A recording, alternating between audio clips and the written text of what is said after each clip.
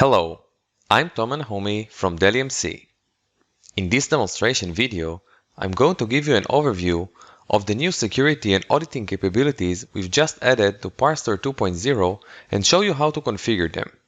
The first feature is remote logging. PowerStore 2.0 can send audit log messages to a maximum of 2 remote logging servers, allowing customers to collect audit logs on a centralized log server for forensic search and troubleshooting. Log message transfers can use one-way authentication or an optional two-way authentication. An imported certificate will apply to each remote syslog server that is configured to use TLS encryption. In order to configure remote logging, we navigate to the Settings view and click on Remote Logging tab. Then, we click on Add. Here, we specify the host name or the IP address of the syslog server. Next, we specify the protocol and the port number, which is set to UDP port 514 by default. We select the audit types and click Add, and that's it. Our PowerStore array is now configured to send logs to our syslog server.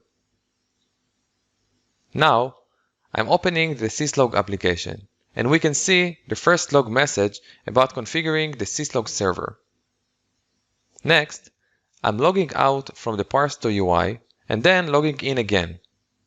As you can see, these messages have been forwarded to the syslog server as well. Next, I'm creating a new volume on the array, and again, I'm getting a message with all the action details. Transport Layer Security, TLS, is a cryptographic protocol for secure communication over a computer network. PowerStore default encryption is based on TLS 1.2.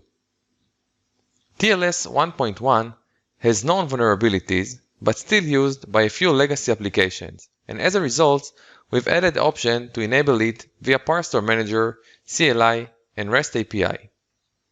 In order to enable TLS 1.1, all we have to do is clicking on the settings from the main screen and then clicking on the Transport Layer Security.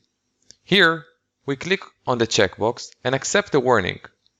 Please note that this operation affects connectivity for PowerStore Manager, REST API, and PowerStore CLI. LDAP is an application protocol for querying and modifying directory services running on TCP/IP networks. LDAP helps centralize the management of network authentication and authorization operations. Integrating PowerStore users into an existing LDAP environment provides a way to control management access based on established user and group accounts within the LDAP directory. With that, let's start. The first step is configuring LDAP server. In PowerStore, click on the gear icon at the top right to display the settings page. Then, in the left panel under User section, click Directory Services. Next, click Configure LDAP. Under the Server Type section, select the radio button depending on what type of LDAP server you are configuring. Click Add to display the LDAP server dialog box and enter the IP address or the fully qualified hostname and then click OK. For domain name, type the domain name of the LDAP authentication server. For bind DN, type the distinguished name of the LDAP bind user with administrator privileges.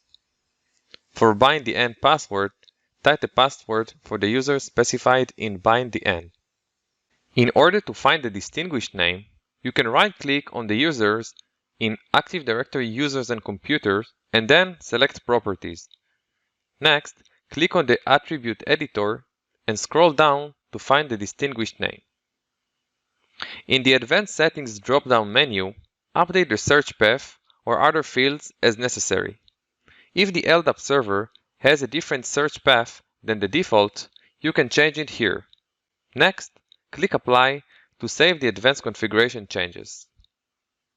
To avoid possibility of data being unavailable, you must verify the LDAP connection after every LDAP configuration change. To verify the connection to the LDAP server is successful or not, click Verify Connection on the Directory Services page. If the configuration is valid, a connection will be established with the LDAP server and a green check mark along with the text Connection Verified. The next step is configuring an LDAP account. LDAP account has a type of LDAP user or group. The procedure for creating an LDAP group on the PowerStore system is the same as creating an LDAP user. In the left panel, under the User sections, click Users, and then click on the LDAP tab. Next, click on the Add button. Select the type of user you are adding.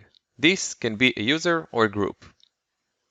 Select the domain this user belongs to, and then select the role you would like the user to be. There are 5 different roles a user or group can be assigned: Administrator, Storage Administrator, Operator, VM Administrator, or Security Administrator. Select the desired role and click Apply. As you can see, I have a group called Storage Administrators in my Active Directory. I'm going back to PowerStore and clicking on the Add button.